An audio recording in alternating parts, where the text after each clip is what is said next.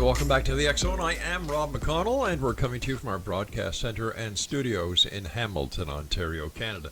And we're coming to you around the world tonight on the X Zone Broadcast Network, Talkstar Radio Network, Mutual Broadcast Network, iHeartRadio, Simul Radio, and Simul TV.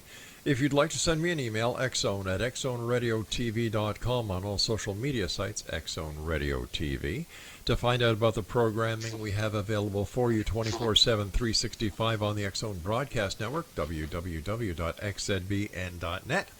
On Channel 21 on Simul TV, it's www.simultv.com. I don't know the channel that we're on iLaunch Radio. iLaunch TV. We're supposed to be getting that very shortly. We're going to be on Comcast later on this month. And of course, we're here in Hamilton on Cable 14. My guest this hour, X Zone Nation, is someone who has been in the alien abduction scenario longer than anyone else I know. He's also considered to be the world's leading expert on alien abductions, and I'm talking about DERREL SIMS. His 38-plus year of field research has focused on physical evidence and led his groundbreaking discoveries of alien implants and alien fluorescence. As a former military officer and CIA operative, DERREL has a unique insight into the alien organization, which he believes functions similarly to an intelligence agency. DERREL is also a compassionate and skilled therapist who has helped hundreds of alien experiencers all over the world come to terms with what they've witnessed. Now, these are just some of DERREL's UFO career highlights. Like I said, he discovered the alien implant phenomenon and pioneered research protocols, discovered the phenomenon of alien fluorescence, has in his possession the largest collection of physical evidence of alien-human contact, including skin samples, DNA samples, X-rays, MRIs, sonograms, objects with possible forensic traces, and so on. First abduction research to initiate a reaction from alien species via post-hypnotic suggestion. As head of the Houston UFO Network, oversaw the double mass abduction of 1992. Worked reviewed by the Royal Society of Chemical Engineers in the United Kingdom. Development and practice of a multimodality approach using specialized techniques in memory retrieval and intervention therapies. First UFO researcher to be invited to lecture on alien abduction at the AMA at the conference at John Muir Medical Center. Developed an extensive questionnaire for alleged alien experiencers employing a variety of analytical techniques. Invited to join PARSEC, a European organization of doctors, physicists, psychotherapists, and mental health professionals, and the list goes on and on and on. I was thinking, when was the first time I spoke to DERREL SIMS? Well, our producer checked it out, and DERREL, it's going back to 1997. Welcome back. Good sakes. 1997, but we've been around for a while, I guess. We sure have. So how have you been since you and I last talked, and what's new in the world of alien abductions? Well, I've been doing very well, and family and everybody's doing well. Excellent. Gosh, lots of strange things popping up in the alien abduction world. I got a call from one of my abductees the other night. He's a retired assistant attorney general, and he's an abductee and admits it openly. And long story short is I had him on TV about a year and a half ago, almost 2 years ago, and they were amazed at the information he was giving, and then they asked me to hypnotize him, which I did, and then he gave more information. And of course we checked it for credibility and so on. But the most important thing was at the end of his experience, talking about UFOs coming over a nuke base where he was at and so on, was the fact he started describing this hybrid woman that was interfacing with him. And the more he described her, the more I just kind of smiled, and he was wondering, does he think I'm crazy or what? And after he finished doing that, I had him doing drawings and everything under hypnosis and so on. And he drew the hybrid and everything. And after he finished, I said, there are several things I do to evaluate a person, whether they're telling the truth or lying or whatever, right, or hallucinating. And I said, I want to show you something. And I showed him a picture of the hybrid entity 30 years before he knew it existed. It's the exact same one that was found in Houston, Texas, and seen by numerous people. And we've had the story for a long time. And of course, he was just stunned at the pictures. Oh my God, that's her. That's the one. And that's pretty good. But anyway, what's fascinating, what's the most interesting thing that happened to him, he called the other night and said, I've got injured so bad. He said, I talked to a specialist, and he said, don't go to the VA hospital. Go directly to this hospital. And the doctor had called in advance and set him up so he could walk right through. Mm-hmm. And the doctor that examined him said, it looks like somebody took a baseball bat and beat you half to death in the stomach. Oh, my God. And he said, I have no idea what happened to me. Of course, they called the police and everything else.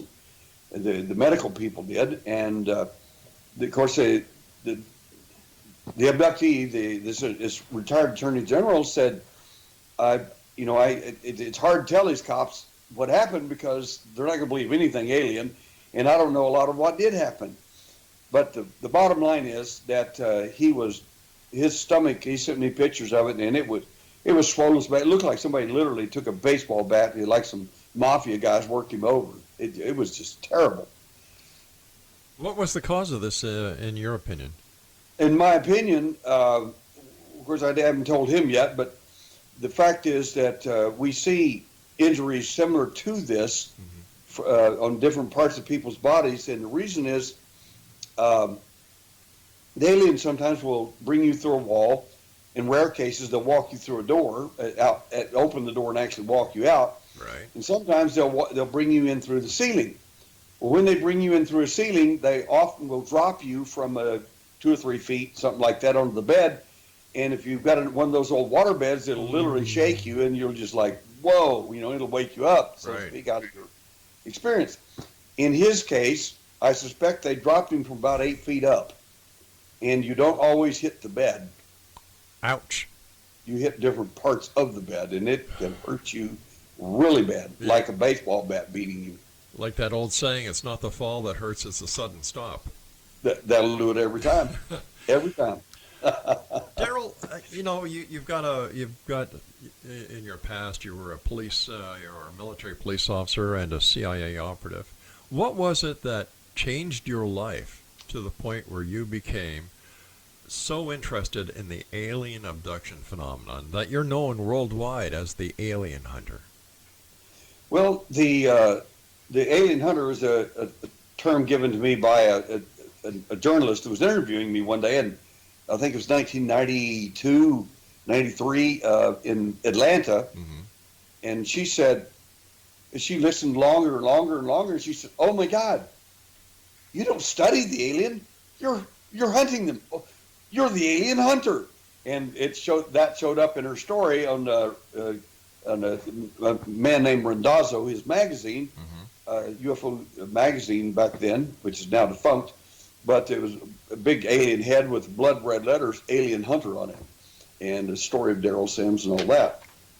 But the thing that really took me into the phenomena, of course, I try to stay away from it as much as possible, because my event started in 1952 at age 4 and ended violently at age 17, and after that, I had no further events, so I thought, wow, right, this is great, I'll just ignore it and it'll all go away. That worked real well until my son came along, about 6 years old, and came and got him. And when that happened, I woke up in the middle of the night with that same exact feeling that I had for every abduction encounter. I realized they were there, that they had actually left, and I ran past my son's room in the middle of the night, about 2:30, 3 o'clock in the morning, found him standing in the dining room looking out the back window, screen memory, of course. Sure. Looking out the back window, and I watched him quite a while, and I said, David, what are you looking at? And he said, the little red light. All right, stand by, Darrell. We've got to take our first break. Exonation. The one and only DERREL SIMS is our guest this hour. He's known around the world as the alien hunter. Now, He's going to be at Contact in the Desert this year. The website is contactinthedesert.com/Darrell Sims. That's contactinthedesert.com/Darrell Sims. More about alien abductions and much more when we return here to the X Zone from our broadcast center and studios in Hamilton, Ontario, Canada. I'm Rob McConnell. Don't go away.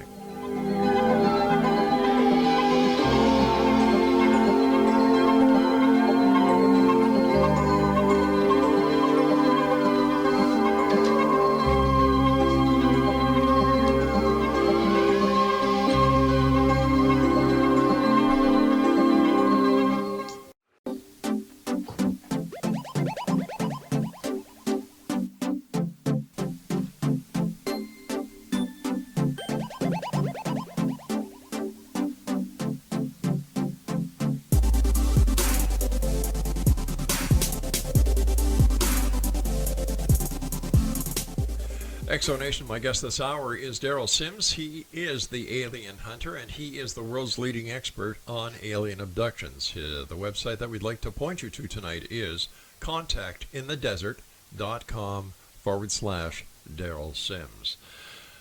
All right, Darrell, when we last left, before I had to take my first break, you had gotten up between 2 and 3 in the morning after having the same feeling you had after your experience. You went to the kitchen, and your son was looking out, I believe it was the back door, and yes. You asked him what he was doing, and he said, looking or watching the red light. You know, they had just brought him back. Oh, my goodness. And when I ran through the house, I knew he wasn't in his room. I didn't even look.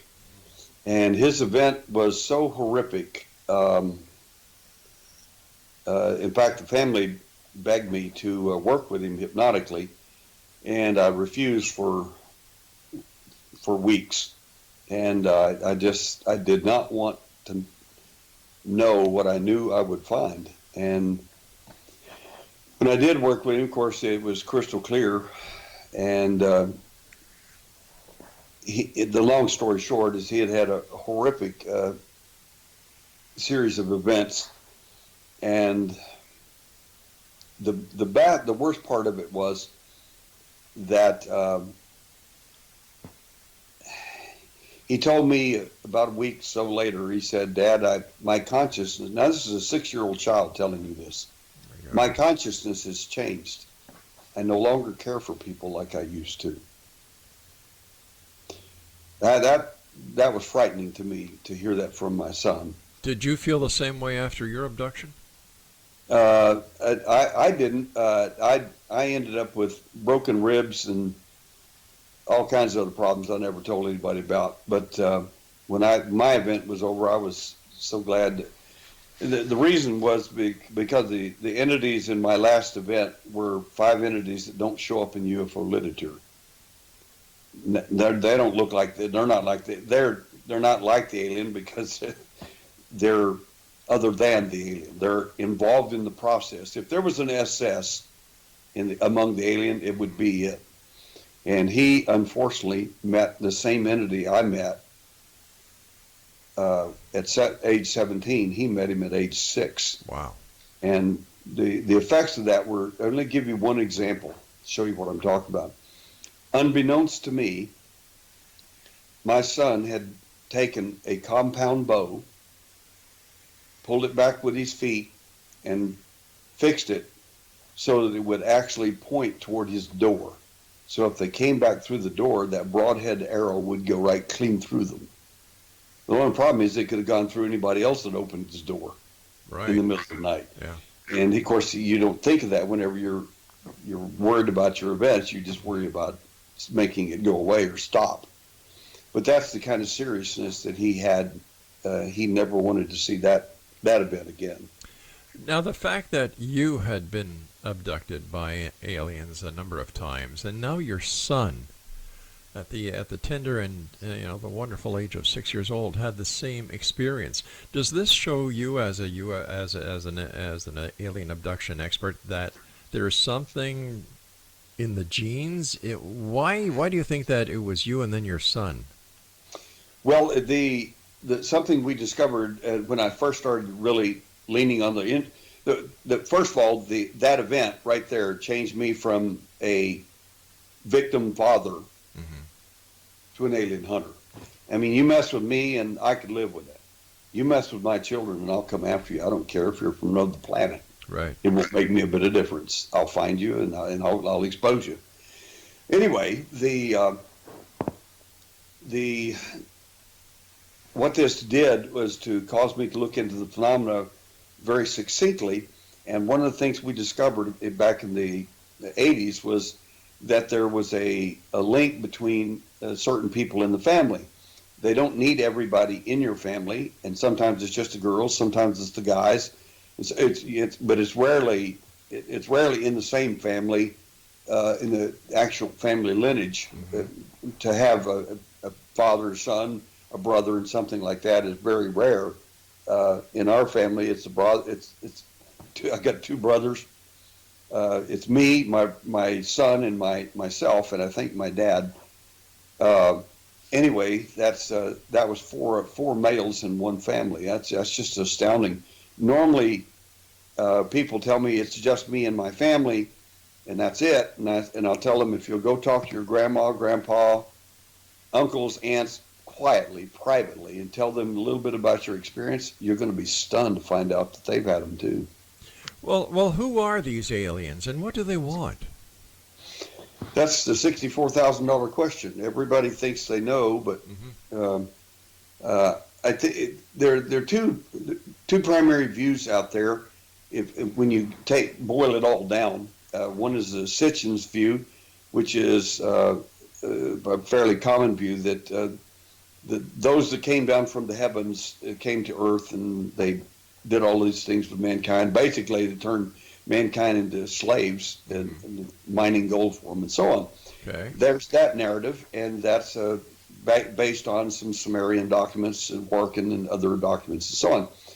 The other view is very similar to that, which I am more attuned to, and it is that, in fact, that generic part of the story is true. It's just the narrative that he gave off is not. First of all, it's not a correct rendering out of Hebrew, and it is along the same lines. So, to me, if you go with either one of the views, you're still in the ballpark, because they're same basic stories all over the world. And the ancient Hebrew version of that is that they were kicked out of heaven, not asked to leave, and that caused war. And basically, they came down to earth because this is a very special place chosen by the one that kicked them out. And they came down here to wreak havoc. And one guy questioned me on this the other night, and he says, well, give me an example. And I said, well, okay. I said, there are 7 primary alien entities, the reptile, the praying mantis, the Nordic type, Bigfoot, and the little gray, and the taller gray called the Doctor, et cetera, et cetera. And he says, yes. And I said, well, there's a number of things you ought to ask yourself some tough questions about when you think of that.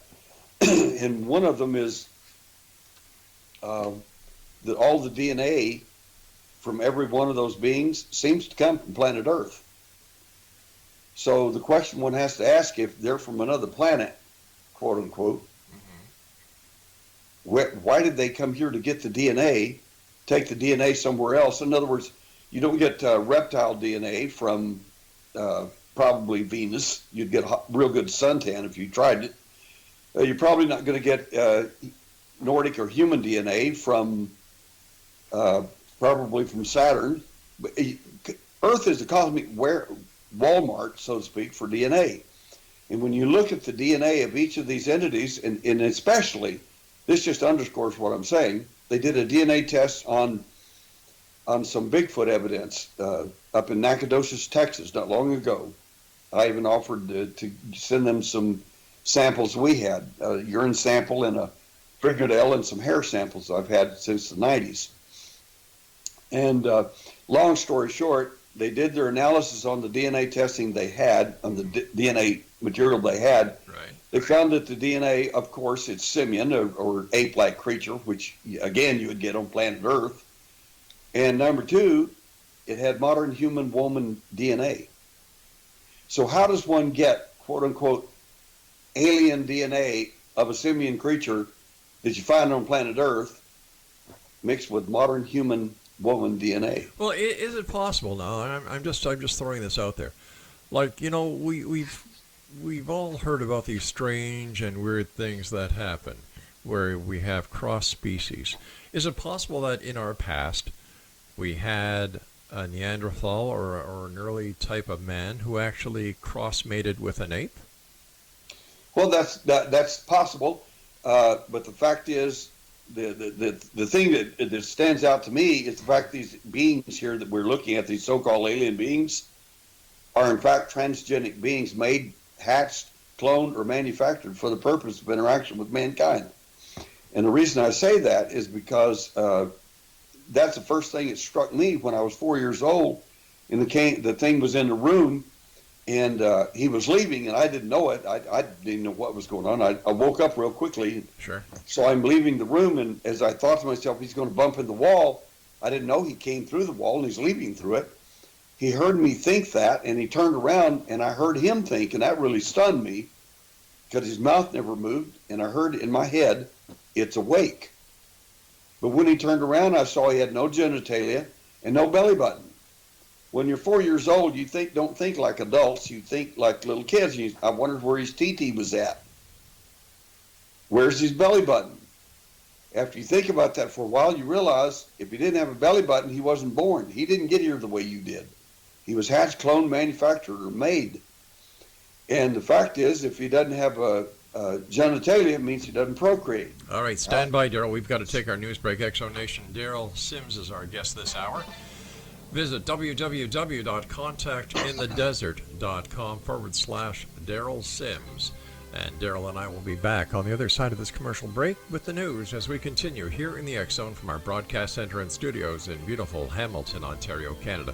My name is Rob McConnell. You can always send me an email, xzone@xzoneradiotv.com, and check out all the programming we have available for you 24/7, 365 on the X Zone Broadcast Network at www.xzbn.net.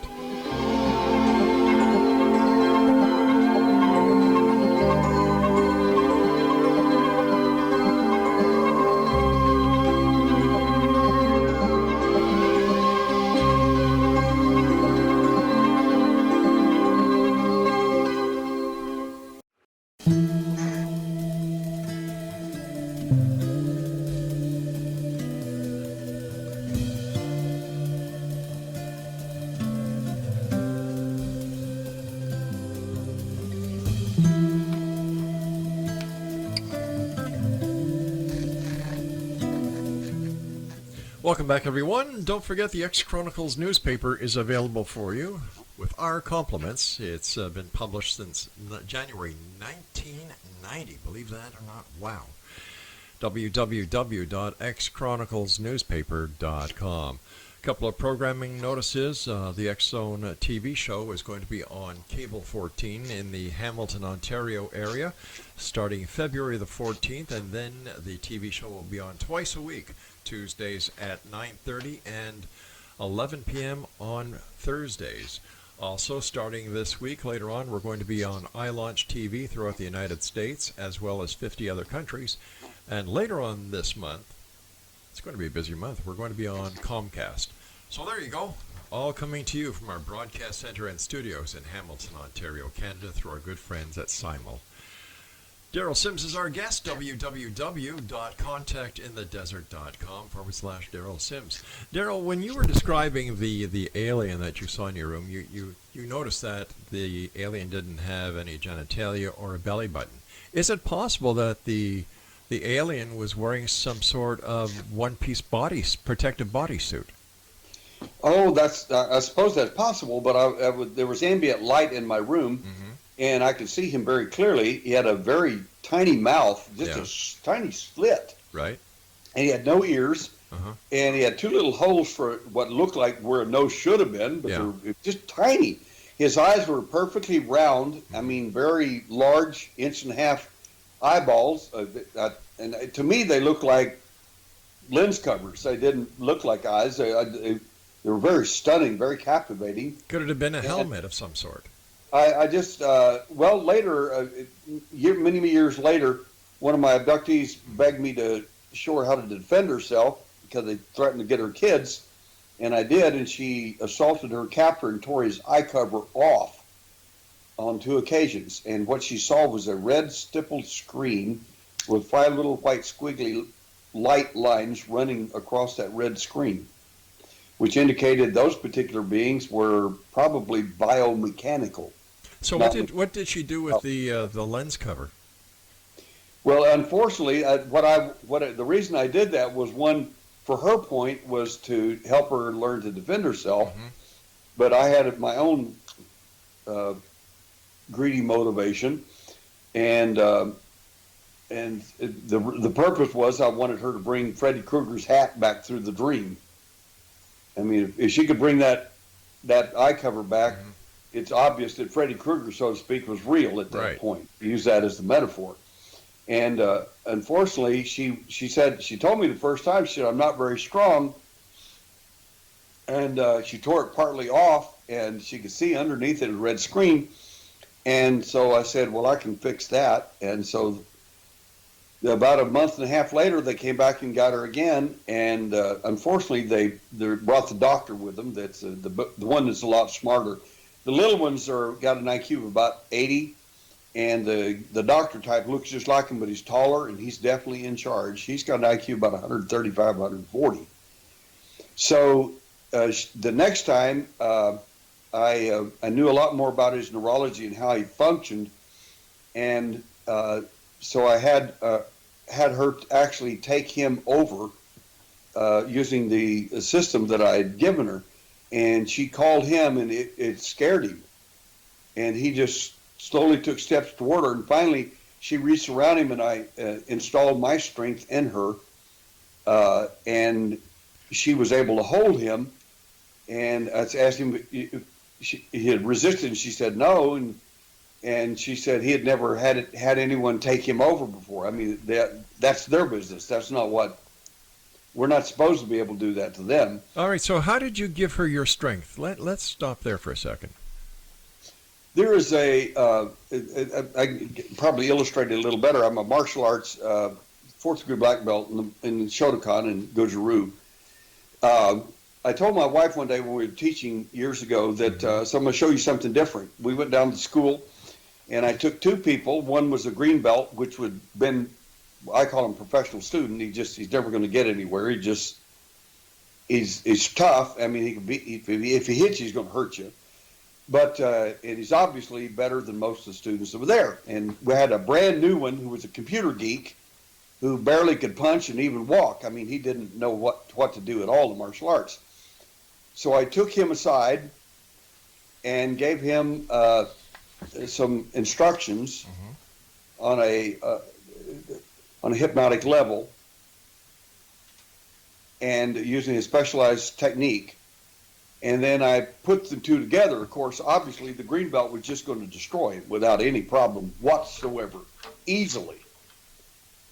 That young man, the computer geek that didn't know how to do anything, beat the green belt so bad that the green belt was actually depressed over it. Because, how can he do that? It's the first time the guy ever fought in his life in a martial arts class, and he beat this guy. And I said, well, the reason he beat you is because I installed my skills in him. But how do you do that? Well, I'm not going to give away the show. The point is that it's possible to do it. My wife is standing there. She's a 3rd degree black belt, and she just was her mouth hanging open. She's, oh my gosh, what in the world are we training for? Gotcha. And I said, well, the point is that this is not permanent. It's temporary. I said, but you can do this. It's not without precedent through history, but the point is I did this for this lady, and she was able to hold this little guy, tore his entire eye cover off, and held it. I wanted her to hold it so tight in her hand nobody get it out, and that would have worked fine if this had been the first event instead of the second one, because the doctor came over at that point, saw what was going on, and all of them got a hold of one of her fingers each and pulled her hand open until they get the eye cover out of their hand. Now, did she go to see a doctor and get a medical report? Because if somebody uses that much force on your hand, there'd be bruising and tissue damage. Well, she was definitely had a strain in her hand, no question about that. But was it documented by a medical doctor? No, there was no injury to her. She was very. Let me give you an example. Sure. Sometimes we will place a person for a demonstration between two chairs, and you can literally stand on them if you do the hypnosis correctly, and they will not have an injury in their back or anything else. But if you don't give the suggestions properly, the person could get injured. I gave the suggestions very well to her. She definitely felt the strain in her hands because she said, I couldn't believe I could hold on that strong. It took one on each finger Sure. to get that thing out of my hand. But without the proof of the event happening, Darrell, the no medical report to substantiate the claims. For people listening who may be listening for the very first time about alien abductions, this would seem very far-fetched. Okay, let's take it further. Sure. A number of people told me that what you did was hypnotize that woman and make her believe all that stuff. Mm-hmm. And I said, okay, that's fair. It's a fair thought. Okay. But about 3 years later, an incident happened in Varginha, Brazil, where several alien entities were captured by the police, by the military, and by a military police officer. He physically caught one, and he later died within 6 months of his of the capture. But the others didn't suffer any injury because they those particular entities because they used nets and things like this. But everybody said the reason you hypnotized her to believe that alien had a red this thing under his eye and all that. Mm-hmm. And there's two reasons I knew that was not an accurate statement. First, when the Varginha aliens, anybody can look this up on the internet, because the city of Varginha actually put a statue of the alien entity in the middle of this, literally a fountain with the entity sitting on it. And in that, the entity, the reddish colored, dark reddish color with three large bumps on their forehead, and their claws are like 4 inches long. And this is the part that stunned everyone. Every one of them had bright red, stippled, screened eyes. Every one of them. But Darrell, that was 3 years after the event. But if the police in Brazil captured an extraterrestrial, wouldn't that have made worldwide news? It did. In fact, I have in my possession, because first of all, I went down to Brazil and looked at the case, and myself, I've been there twice, and so did John Mack and other people. It was worldwide news. It really was. But I wanted to look at it from an intelligence point of view. What could we prove intelligence-wise? And the three little girls, the little school kids that saw this entity that called the police, call her mama, and they call the fire police and all that. The family was approached by the government of Brazil and offered a home and a substantial living because the woman's not married. All right, Darrell, we're going to have to take our final break. Please stand by. When we come back, let's finish this story. And then I want to talk to you about alien implants. Exonation, Darrell Sims is our guest this hour. www.contactinthedesert.com/Darrell Sims. This is the X Zone. I am Rob McConnell. Don't forget, February the 14th, we start here in Hamilton on Cable 14. We're also going to be on Comcast, iLaunch, and, of course, Simul TV. I'm Rob McConnell. Don't go away.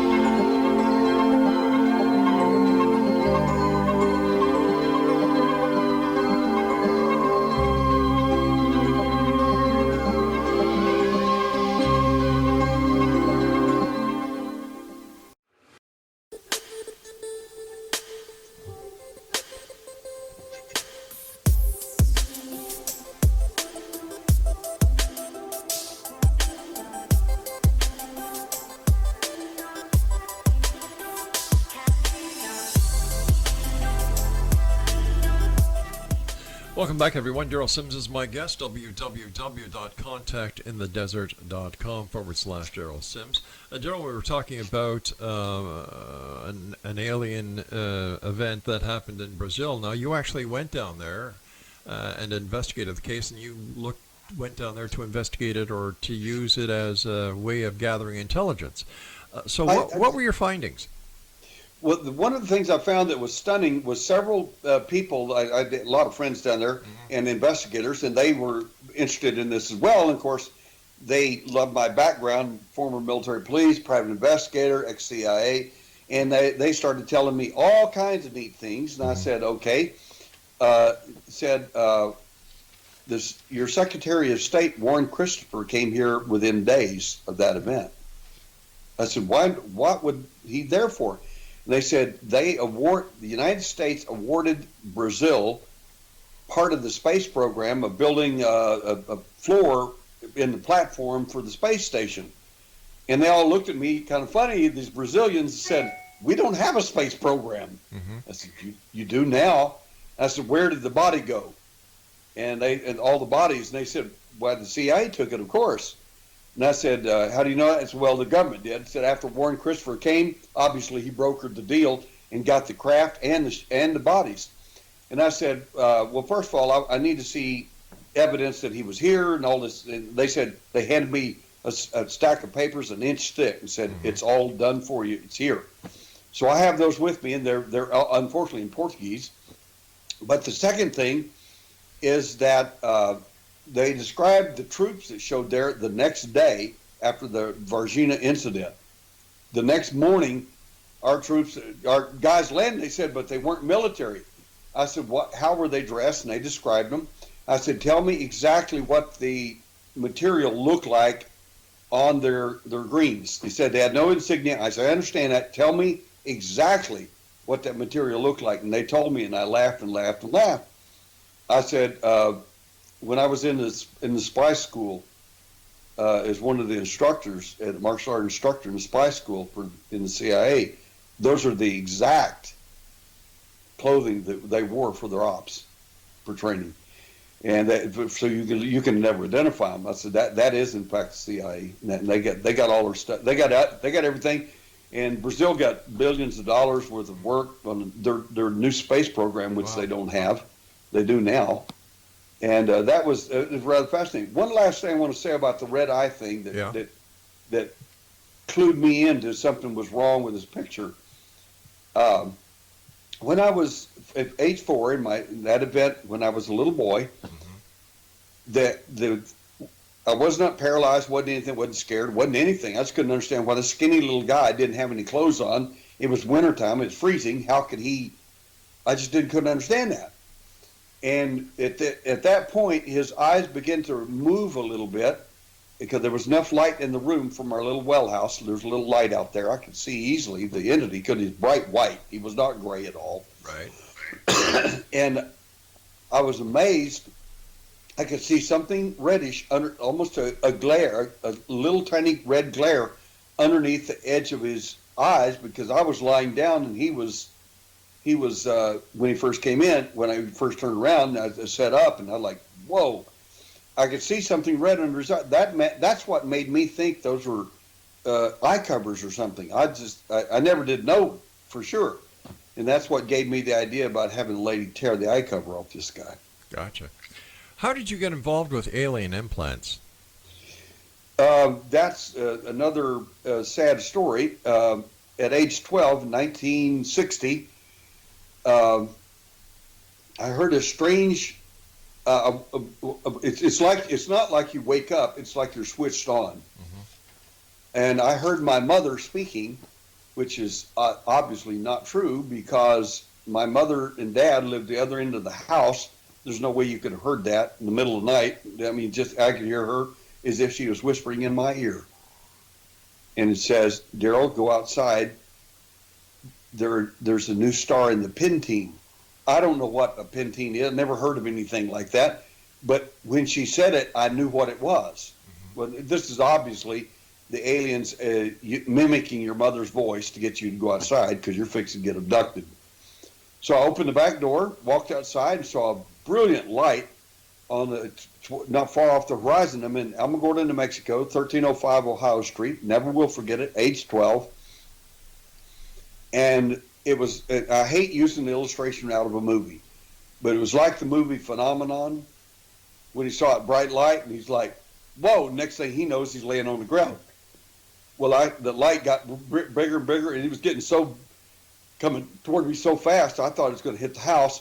And next thing I know, I woke up in a circular room with my legs elevated 11 degrees, and the same cosmic skinhead that got me for the first time, there he is again, and there's somebody bigger than him, the doctor, I guess it was, standing next to him, and then there was a very bright light above me, and that's another reason that abductees are terrified of bright lights, especially dental bright lights.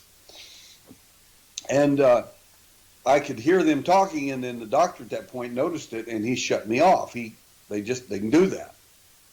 What they don't know is that you can turn yourself back on, and you don't have to let them know it.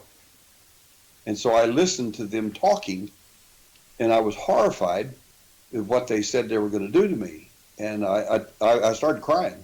I literally was crying on the craft because I couldn't understand why they would hurt a little guy like me. I mean, I'd never done anything bad to anybody.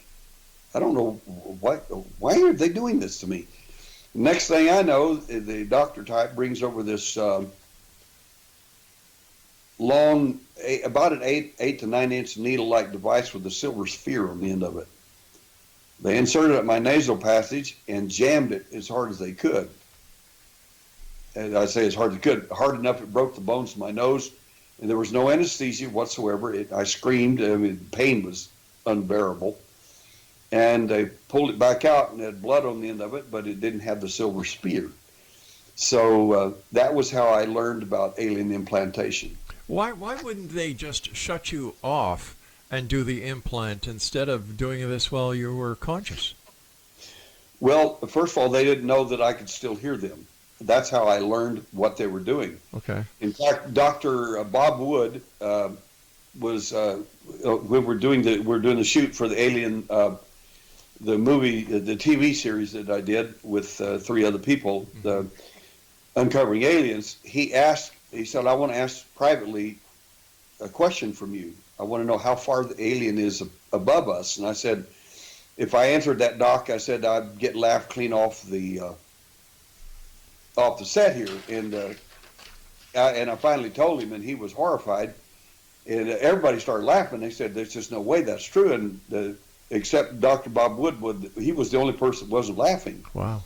I said, "They're no more than 15 to 50 years ahead of us." Well, let me ask you this, Darrell. Is there an alien presence on this planet? And if so, where is their mothership, for lack of better words? I think the best answer to that is there is an alien presence here. They obviously come here fairly often. Mm-hmm. The problem one has to ask, and you have to ask this as an investigator, is where are all the ships? I mean, they should be seeing them all the time. They are seen occasionally, but not like the fact that the people are having events. And we have a Native American Indian conference. We just I put on the conference myself with my friend Deborah Burns, and it was a sold out event, and we're going to do it again in 4 months, another one. And the point is, I did the Cherokee part of it because I'm Cherokee, Irish, and Celtic myself.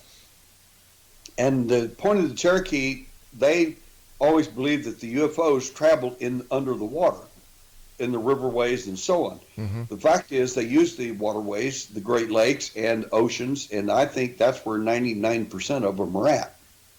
So, in your opinion, are there UFOs circling the planet right now? And if you had to guess on what they'd look like or how big they'd be, what would be your guess? I don't have to guess, and I can say categorically this is true, and then I can send you different places to go find the truth out yourself. A man named Norm Bergstrom wrote a wonderful book called Ringmakers of Saturn. And he is a NASA scientist, and he gave impeccable evidence that they're right there in the Jovian and the Saturn system.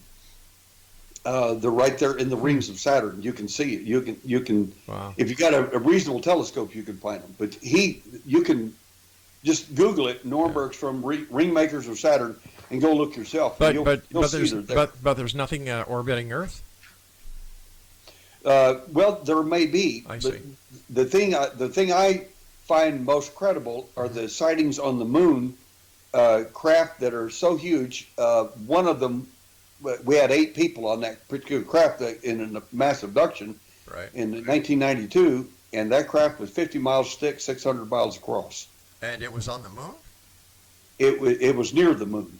And the reason we know that is because someone was filming the moon during the time of the mass abduction, unbeknownst to us. They was doing it in Japan, and we got a copy of the film. Hey, Darrell, I hate to do this, but we've run out of time for tonight. I want to thank you for joining us. Take care of yourself. Be safe. And Exonation, if you'd like to find out more about DERREL SIMS, go to, let me see, where the heck did I put it now? I was so enthused in the interview.